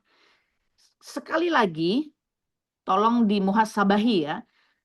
Sekedar bersin saja, hacihnya pun bukan membiarkan bersin ini gitu ya, astagfirullah, yang asal-asalan ya. Tapi dalam Islam ini kan ada adab ya. Hacim yang ditahan, kemudian alhamdulillah. Ini kan kita menjadi hambanya Allah gitu. Ya, mengikut kepada perintah Allah dan tuntunan Rasulullah SAW. Itulah makna dari keikhlasan. Kita bertolabul ilm, kita mendapat pemahaman dan kemudian kita mempraktekannya, artinya kita sedang mengikhlaskan diri kita menjadi hamba Allah. Kita sedang berjuang untuk terus bergerak dalam kehidupan ini menjadi hamba Allah. Maka kita mengikut. Misal, makan dengan tangan kanan, ya, tidak dengan tangan kiri. Kan begitu, ya. Oh, mau pakai sepatu misalnya, pakai kaos kaki, dimulai dari kanan. Oh, membukanya dimulai dari kiri, gitu ya. Jadi artinya ketika tadi Ukhti menanyakan bagaimana ya mewujudkan hidup ini dalam suatu bentuk keikhlasan di dalam mengibadahi Allah, padahal sehari-hari kita banyak target-target. Sekali lagi, maka perlu terus dikaji. Apakah keseharian yang kita jalankan, apakah pekerjaan yang kita lakukan, apakah perdagangan yang kita kerjakan, yang kita ikhtiarkan, apakah hubungan suami dengan istri yang kita laksanakan, ya, apakah aktivitas organisasi, komunitas, semua yang kita jalani ini berkesesuaian enggak dengan perintah Allah dan Rasulnya Muhammad Sallallahu Alaihi Wasallam. Maka itulah tanda dari keikhlasan kita mengibadahi Allah. Termasuk ketika misalnya dalam pekerjaan kita menemukan ya sesuatu yang dilarang oleh agama Allah ini, tidak sesuai dengan agama Allah ini, tapi itu dicanangkan gitu ya dalam sebagai target misalnya. Nah, disinilah ujian yang tingkatnya lebih tinggi lagi gitu ya, sedang Allah datangkan kepada kita, di mana Allah tentu maha mengetahui, maha melihat, maha mendengar tentang bagaimana kita memproses keadaan tersebut.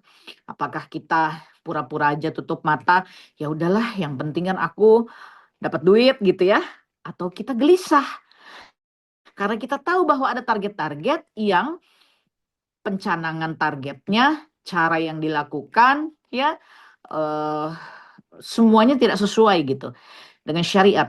Maka telah datanglah ujian yang tingkatnya lebih lagi begitu ya dari Allah Ta'ala bagi kita untuk memutuskan ya apa yang kita akan lakukan sebagai hamba Allah yang beriman, bertakwa dan bertauhid ketika menghadapi yang demikian. Istikharah ya, ada tabayyun ya, ada kemudian bertolabul ilm ya, lebih dalam lagi bertanya kepada guru-guru ya. Dan ketika misalnya target itu telah nyata ya, dari proses kita mengkaji, bertabayun, bertanya pada guru, telah nyata bahwa itu melanggar Allah, maka bismillahirrahmanirrahim, bismillahirrahmanirrahim, kita mundur. Nah, inilah gambaran tentang apa yang disebut keikhlasan di dalam mengibadahi Allah.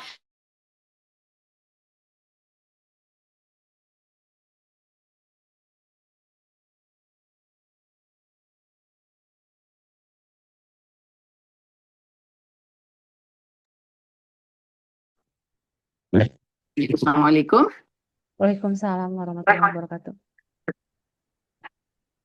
Ya, jadi kira-kira demikian ya jawaban Ana tadi untuk pertanyaannya. Masya Allah ya, pertanyaannya terdengar sederhana tapi sungguh tidak sederhana. Memang mesti dijelaskan dan juga mesti diresapi, mesti dikaji. Mudah-mudahan Allah menolong kita di dalam menjalankan kehidupan ini dalam bingkai keikhlasan ya, mengibadahi Allah, bahkan dalam seluruh target-target kehidupan yang harus kita kejar. Contoh singkat lagi saja dalam keseharian ya, sebagai ibu rumah tangga, begitu banyak yang harus dikerjakan ya, kadang ruwet, mumet, capek begitu ya. Kadang ada kesal misalnya, ada bingung, misalkan ada kekurangan dalam urusan ekonomi misal ya, dan seterusnya. Nah, ini pun sama ya, bagaimana kita kemudian melaksanakan seluruh hal itu dalam suatu bingkai keikhlasan mengibadahi Allah, yakni kita paham ya tentang bagaimana agama Allah ini memandang apa yang kita kerjakan di dalam rumah sebagai ibu rumah tangga. Aku mah banyakan di dalam rumah, aku mah jarang keluar-keluar rumah, aku kalau keluar rumah betul-betul ketika ada keperluan, aku kalau keluar rumah hanya dengan suamiku, aku kalau keluar rumah harus izin suamiku, misalnya begitu ya. Nah, kalau kerangka itu kita jalankan, maka kita sedang memproses kehidupan di dunia ini dalam bingkai keikhlasan mengibadahi Allah.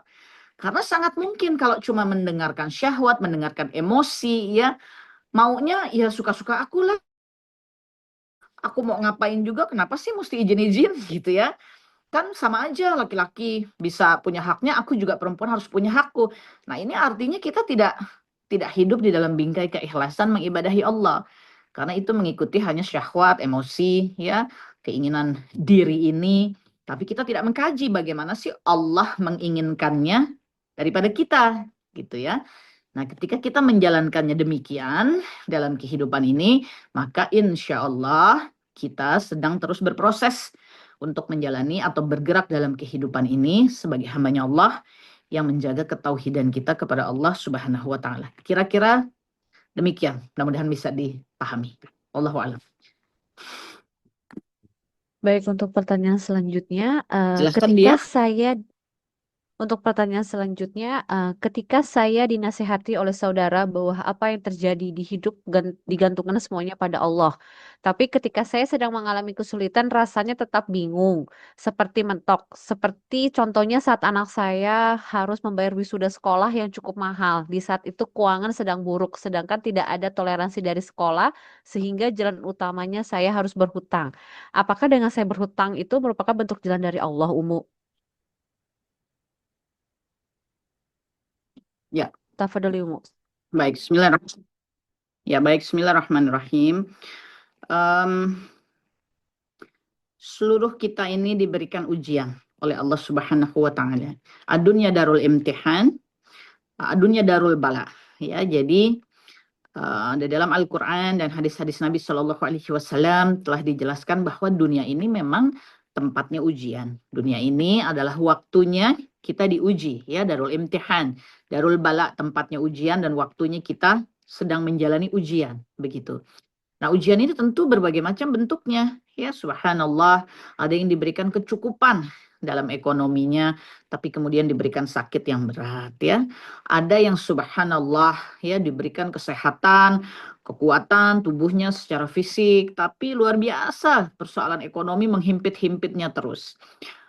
Masya Allah, ada yang diberikan orang tua yang begitu soleh-soleha, ya, mendapat pasangan entah suami entah istri yang soleh dan soleha, tapi subhanallah ujian luar biasa pada anak-anaknya, ya. Jadi setiap kita memang menjalani proses kita di dunia ini sebagai ujian. Dunia tempatnya ujian dan waktunya ujian. Itu mesti kita terima terlebih dahulu, ya, sebagai fitrah yang telah Allah tetapkan atas dunia ini. Itu bagian dari tauhid, ya. Ketika Allah telah menyatakan dunia ini tempatnya ujian dan waktunya kita menerima ujian, maka itu kita terima.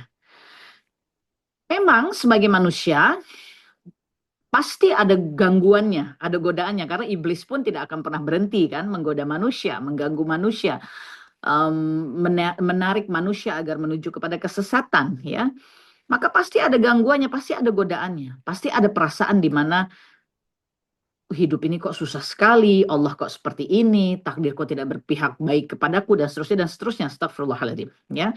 Nah, maka kajian, ya, berdekatan dengan guru-guru, orang-orang berilmu, ya, insya Allah mengkaji terus Quran dan Sunnah Nabi Shallallahu Alaihi Wasallam, itu adalah jalan untuk menguatkan diri kita di dalam membentuk fondasi, bingkai, atap keikhlasan mengibadahi Allah. Ya, itu yang pertama. Dunia ini waktunya dan tempatnya ujian. Yang kedua, kita diuji. Diuji dengan kondisi ekonomi, ya. Luar biasa sulitnya. Kalau keluarga-keluarga ketika sedang sulit misalnya, pernah datang kepada kita saat kondisi kita sedang lapang.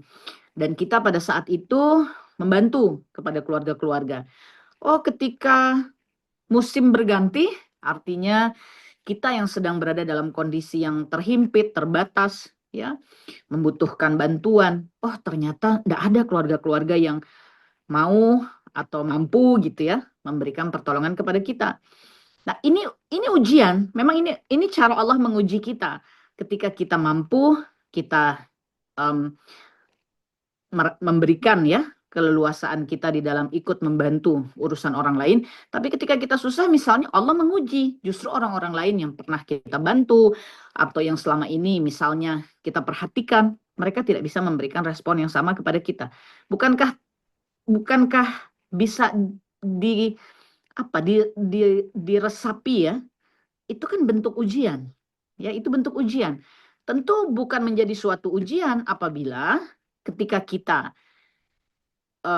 lapang, kita banyak membantu, ketika kita sempit, kita juga banyak dibantu. Itu konsepsinya tentu bukan ujian. Walaupun ada di antara kita yang mengalami yang demikian, ya ketika kita lapang kita banyak membantu, ketika kita sempit kita banyak dibantu. Tapi mungkin ujiannya berbeda. Tadi itu, ada yang kemudian ujiannya sakit, ujiannya penyakit, atau ujiannya anak, ya berbeda-beda. Nah, ketika kemudian Allah menguji kita dengan ketiadaan dukungan, ketiadaan bantuan ya, yang datang di saat kita perlu, kembali lagi ingatlah bahwa Allah telah mencontohkan dari seluruh perjalanan para nabi dan rasulnya, para orang-orang salih sebelum kita, ya, para manusia-manusia yang dijamin syurganya oleh Allah Ta'ala.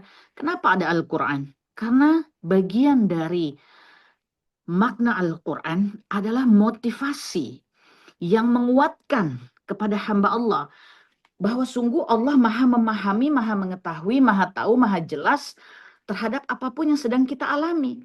Karena walaupun bentuknya atau kasusnya berbeda, tapi Allah telah menyampaikan seluruhnya di dalam Al-Quran tentang potensi-potensi keadaan yang dialami gitu ya oleh manusia lewat contoh-contoh yang dialami oleh para nabi dan rasulnya Allah Subhanahu wa Ta'ala.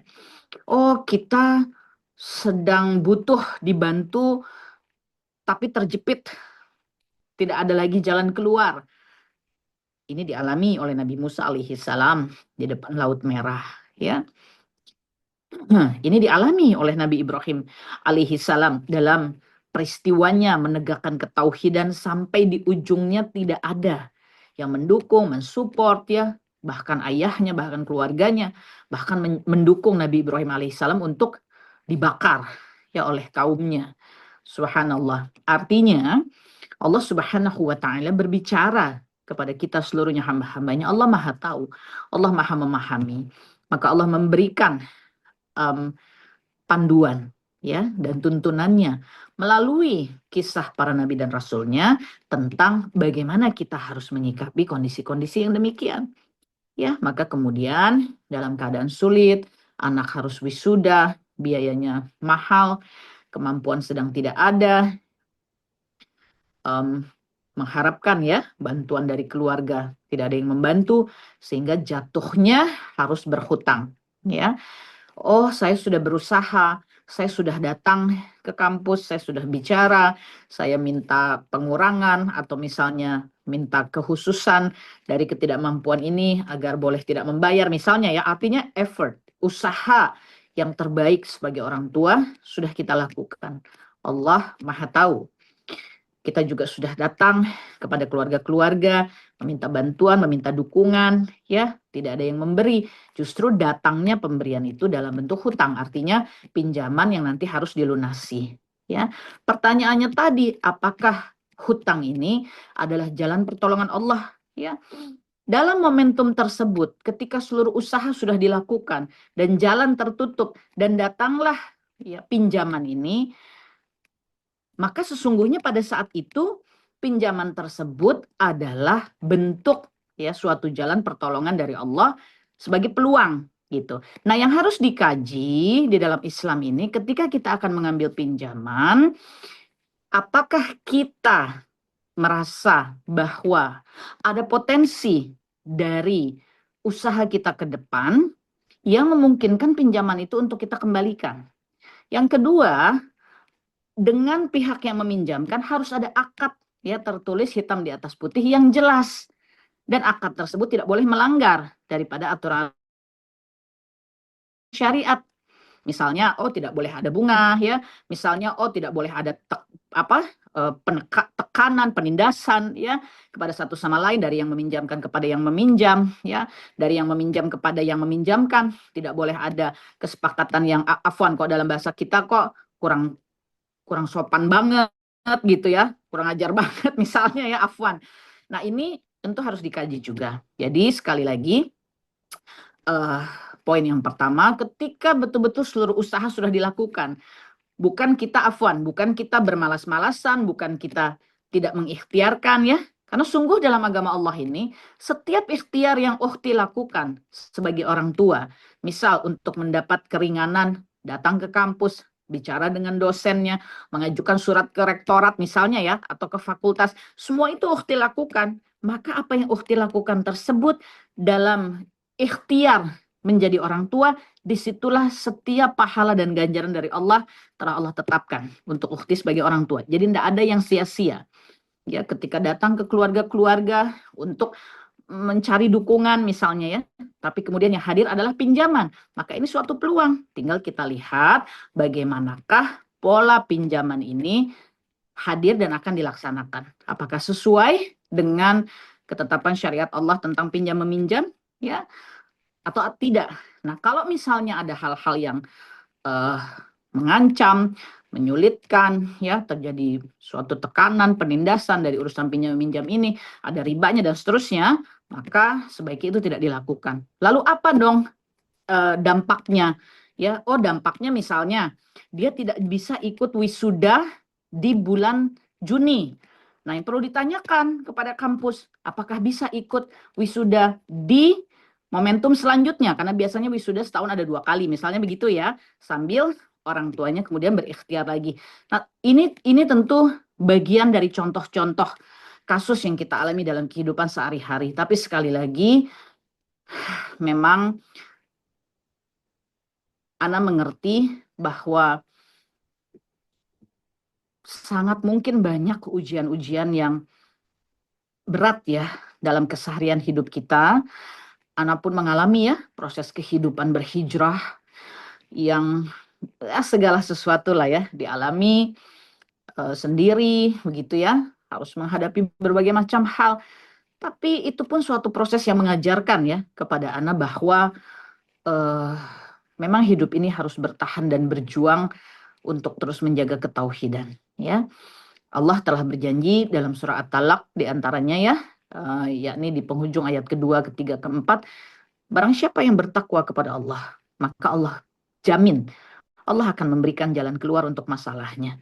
Allah juga akan mengirimkan ya bantuan dari sumber yang tidak pernah diduga-duga. Dan jika hambanya itu bertawakal kepada Allah, maka Allah lah yang akan mengurusi gitu ya urusan-urusannya. Allah akan memberi ampunan kepada hambanya yang bertakwa ya, atas takwanya kepada Allah. Jadi Allah beri ampunan, Allah berikan pertolongan, Allah kasih jalan keluar ya. Ini janji Allah. Soal waktu itu memang haknya Allah. Tapi percayalah, Allah Maha tahu. Bahkan durasi waktu yang kita butuhkan dan keleluasaan waktunya adanya semana, itu Allah yang Maha tahu. Allah Maha mengetahui jauh lebih dulu daripada kita. Jadi kedengarannya ini seperti suatu formalitas jawaban, tapi sungguh tidak. Ya, sebab apa yang dijaminkan oleh Allah itu bukan sesuatu yang sekedar formalitas, sekedar Ana menyampaikannya, oh sekedarnya saja, oh Teteh Hadijah nggak paham sih apa yang kita alami. Enggak, Ana menyampaikan apa yang Allah sampaikan kepada kita, dan sebagai suatu pribadi, individu ya, personal, yang mengalami proses perjalanan hidup yang begitu penuh dengan guncangan di sana sini, ya Ana bersaksi tahadus bin nikmah ya, bahwa bertahan di atas jalur ketauhidan, memilih apa yang memang lebih disukai oleh Allah, memilih antara yang halal dengan yang haram dan bertahan pada yang halal, menjaga jalan kita di jalan yang kita fahami ya, bahwa Allah meridhoinya, sungguh sesulit apapun, yakinlah Allah akan menuntun ya kepada jalan yang kemudian melapangkan ya. Sama seperti kalau kita sedang melakukan perjalanan dan peta ya, map gitu. Kalau zaman sekarang kan pakai map. Mapnya membawa misalnya lewat jalan-jalan tikus. Kadang kita suka deg-degan, suka tegang. Kok gini gitu ya jalannya. Lalu jalan tikus itu justru membuat kita jadi lebih hati-hati kan ketika nyetir, lebih fokus, lebih konsentrasi. Dan ternyata ujungnya map itu memang membawa kita kepada jalan yang memang kita tuju. Keluarlah kepada jalan yang jreng. Oh iya, ternyata keluarnya di sini. Ternyata waktunya lebih cepat gitu ya. Ini kan sekedar analogi, sekedar perumpamaan bahwa apabila kita mengikuti petunjuk Allah, walaupun kita harus lewat dulu jalur-jalur yang sulit, jalan-jalan yang sempit, tapi justru jalur yang sulit, jalan yang sempit ini, itulah yang harusnya meningkatkan iman dan takwa kita. Sebagaimana kalau kita ngikutin map di handphone, dibawa lewat jalur-jalur yang seperti itu, maka ketika lewat di jalur yang seperti itu, fokus kita menjadi lebih meningkat, nyetirnya jadi lebih hati-hati, ya gitu. Dan ya terus diikuti kan, sampai kemudian ujungnya tiba di tujuan. Ini hanya sekedar analogi saja, mudah-mudahan bisa dipahami. Wallahu a'lam bishawab. Demikian dia. Ini sudah menjelang maghrib ya, sudah hampir 5:30. Gimana dia? Iya, baik. Baik, alhamdulillah tadi juga merupakan pertanyaan terakhir dan sudah tidak ada lagi pertanyaan yang masuk untuk kajian hari ini. Alhamdulillah saya akan kembalikan lagi ke Ummu Khadijah untuk menutup kajian pada sore hari ini. Tafadhali Ummu.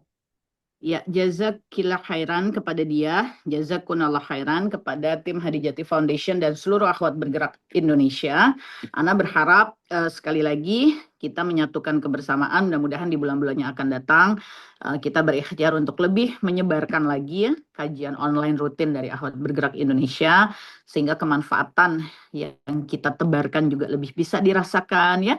Insya Allah lebih banyak yang mengikuti kajiannya.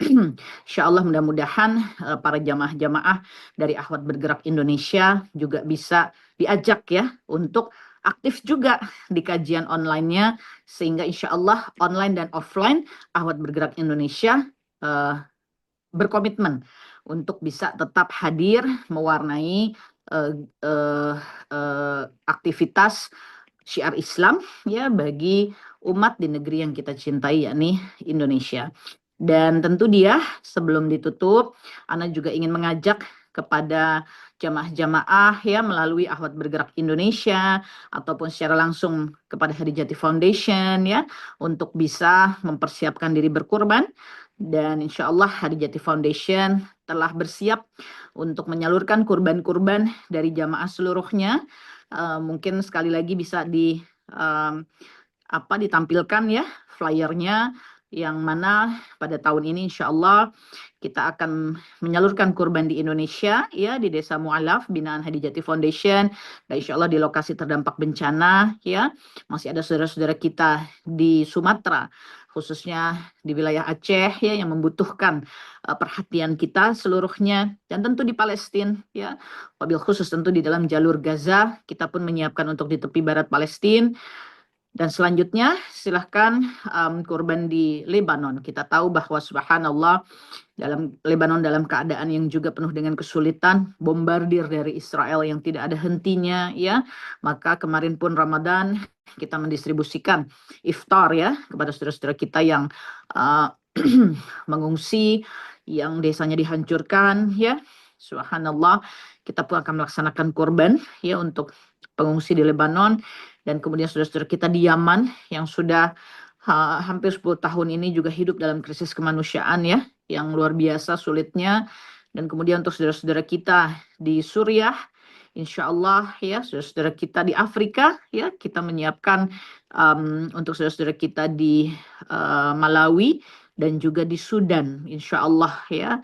Dan terakhir, insya Allah kita bersiap untuk bisa menyalurkan kurban kepada saudara-saudara kita di Afghanistan untuk membantu menguatkan kaum muslimin di Afghanistan, insya Allah. Jadi silahkan, bismillah, kita bergandengan tangan bersama-sama untuk menyebarkan kurban kita ke berbagai wilayah dunia Islam. Semoga Allah mengizinkan ikhtiar kita ini insya Allah menjadi suatu kekuatan dan kebersamaan membagikan daging ya, membahagiakan saudara-saudara kita di berbagai wilayah dunia Islam. Ini kontaknya dari tim Kurban Hadijati. Insya Allah bisa dicatat, bisa diskusi, bisa chat-chat dulu ya. Insya Allah nanti menunaikannya biasanya kan menjelang ya hari raya Idul Kurbannya. Saat ini mungkin bisa persiapan untuk diskusi terlebih dahulu. Demikian dari Ana, barakallahu fikum, hayakunallah. Semoga Allah jaga kita untuk terus bergerak di atas ketauhidan. Allah izinkan kita hidup di dunia di atas ketauhidan. Allah izinkan kita berpulang di atas ketauhidan. Allah izinkan kita selamat dalam proses kehidupan selanjutnya, sebab ketauhidan yang kita jaga selama kita berada di dunia. Allahumma inna nas'alukal husnal khatimah, Allahumma inna nas'alukal jannah, Allahumma ajirni minan nar, Rabbana atina fid dunya hasanah wa fil akhirati hasanah wa qina azabannar. Ana Ummu Khadijah Peggy Melati Sukma memohon maaf lahir dan batin, seluruh kekurangan, kesalahan dan kelemahan sungguh seluruhnya milik Ana, dan seluruh kemahabesaran Allah adalah panduan ya yang terus menjadi tujuan utama dalam kehidupan kita untuk bisa bertemu dengan wajah Allah. Ana mohon pamit.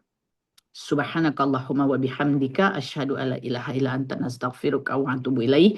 Wassalamualaikum warahmatullahi wabarakatuh. Waalaikumsalam warahmatullahi wabarakatuh. Alhamdulillah wa syukurillah, baru saja Ummu Khadijah menutup kajian hari ini. Semoga apa yang telah disampaikan oleh Ummu dapat menambah keimanan kita semua dan semakin istiqomah dalam menjalankan seluruh ajarannya. Jazakumullah khair kami sampaikan kepada seluruh akhwati fillah yang telah berpartisipasi dalam kajian ini, dan tentunya jazakillah khair kami sampaikan kepada Ummu Khadijah atas ilmu dan nasihat yang telah diberikan. Sebagai penutup, marilah kita bersama-sama memohon kepada Allah Ta'ala agar senantiasa memberikan petunjuk, kekuatan, serta keistiqomahan kepada kita semua dalam menjalankan ketaatan kepadanya. Amin ya rabbal alamin. Baik, selanjutnya kita akan ada foto bersama terlebih dahulu. Mohon jamaah semua bisa mengaktifkan kameranya terlebih dahulu dan juga pastikan menggunakan pakaian yang sesuai syariat. Di sini ada 2 slide. Baik, jika sudah siap semua, saya akan mulai hitung dari 1, 2, 3. Kemudian slide selanjutnya yang terakhir 1, 2, 3. Alhamdulillah, tak terasa rangkaian kajian hari ini telah sampai di penghujung acara. Mohon maaf jika berlangsung kajian ada kekurangan perkataan yang kurang berkenan dan terdapat kendala teknis. Semoga Allah senantiasa memudahkan kita dalam mencari ilmu. Dan jangan lupa jamaah di Ahad pekan depan tanggal 26 April akan ada kajian spesial Ummu Khadijah dan juga Syekh Reza yang akan membahas secara khusus seputar rumah tangga. Jadi bagi jamaah semua jangan lupa bergabung dalam Zoom-nya kembali. Dan sekali lagi kami mengucapkan juga kepada Ummu Khadijah atas waktu dan ilmu nasihatnya. Untuk jamaah yang ingin mengikuti kajian pada Ahad ini bisa langsung saja chat ke nomor Khadijati Dakwah yang tertera di flyer acara. Untuk jamaah yang bertanya juga mengenai Kurban Khadijati, silakan cek akun IG @Khadijati Foundation Indonesia maupun menghubungi nomor kontak tim kurban kami. Saya Dia, izin pamit dan menutup kajian ini. Wassalamualaikum warahmatullahi wabarakatuh. Waalaikumsalam warahmatullahi wabarakatuh. Syukran semuanya. Ada Ambu Ivon dari Banjarnegara, ada Bunda Diah Kalsit AB Magelang, Bunda Ice dari AB Jambi, Bunda Marniati, Masya Allah, Bunda Nani dari Sukabumi, Bunda Pipi semuanya. Afwan, ada Ukhti Sri dari Kebumen, Masya Allah, Masya Allah. Yang lainnya mungkin belum tersebut, seluruhnya Ahwat Bergerak Indonesia dan para jamaahnya. Semoga Allah menjaga senantiasa seluruh ikhtiar Ahwat Bergerak Indonesia di atas ketauhidan. Ana pamit ya. Insya Allah sehat-sehat semuanya sampai Allah pertemukan lagi nanti di Indonesia. Assalamualaikum warahmatullahi wabarakatuh.